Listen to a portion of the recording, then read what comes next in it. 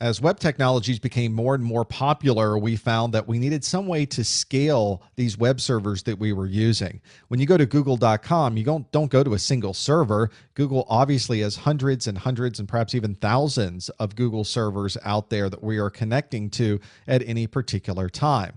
So out there on the network, you're usually hitting something like a load balancer. There's many ways to distribute load across different servers. A load balancer is a very, very common way to do that when you're in a data center. It's usually a piece of hardware that is in the rack, and it's connecting to 4 different servers in my particular picture, but it can be many, many more servers on the network. The load balancer receives the request from your browser, and it distributes the loads evenly, usually across these servers. You can decide how exactly you'd like to distribute that load, and it really is distributing across what we call a cluster of different servers. The idea is that I don't really care which server I'm connecting to. All 4 of those servers are exactly the same. When I hit a web page, I just want to be able to have the accessibility to the web page, and by distributing that load across them, we can be sure that we've got some uptime and availability that we are happy with. We don't want things slowing down so much that we don't want to use that web server. Obviously, you're going to need this in really large environments because usually you've got thousands and thousands of people connecting to your website all at the same time. The load balancers become very, very important in those environments. And you can distribute based on the load. You can distribute based on what content. Maybe one of these servers provides images, another one provides video, another one provides the web page itself. You can decide exactly how to separate the load across those. This creates a little bit of a security challenge for us because you have all of these people coming into the load balancer, and you want to be sure that it's being distributed across all those servers. Are all of the servers updated with the latest security patches? Are there vulnerabilities that have not been addressed on the different servers? They are different machines, so it becomes very important that you keep all of them updated to the latest security patches. And of course, you want to be sure there's no security issues by using the load balancer itself. If somebody was to find an exploit that would manipulate how the load balancer worked, it could essentially send the data somewhere else other than your web server, and you certainly don't want that to happen either. Another very common security technology that we use to protect our end users from bad things on the internet is a proxy. A proxy is a server or series of servers that's designed to sit right in the middle of your users and the big bad internet.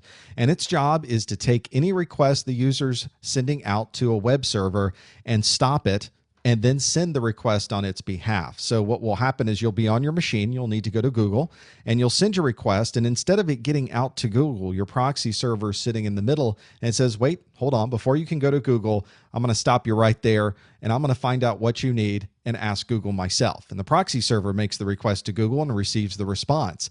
The proxy server then looks through the data and makes sure there's nothing bad inside of there. There's no malware, there's no viruses. Usually make sure that the user is even allowed to use Google itself. And if it likes the results, it will then send the answer back down to the end user. So it's an extra step between you and the internet. And there's some performance requirements there. Obviously, sitting in the middle and stopping everybody's internet connection requires that proxy server be pretty beefy, able to handle a lot of different connections and a lot of bandwidth going across the internet. Proxy servers are also very useful for caching. If I'm going to a website and I'm downloading a big file and the next person on the internet does exactly the same thing, the proxy servers are often configured to cache information.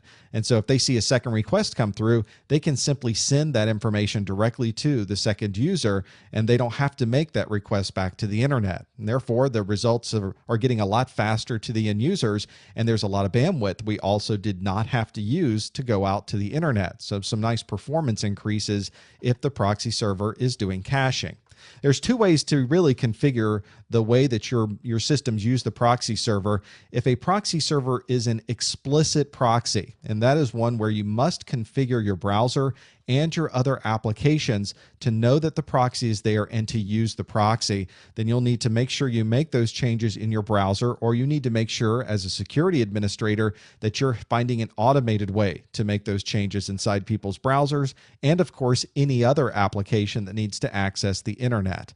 There's also another type of proxy you can choose to use called a transparent proxy. That means you don't have to configure anything for your end users. You don't have to change any of the settings in your browser. You don't have to change settings on your third-party apps.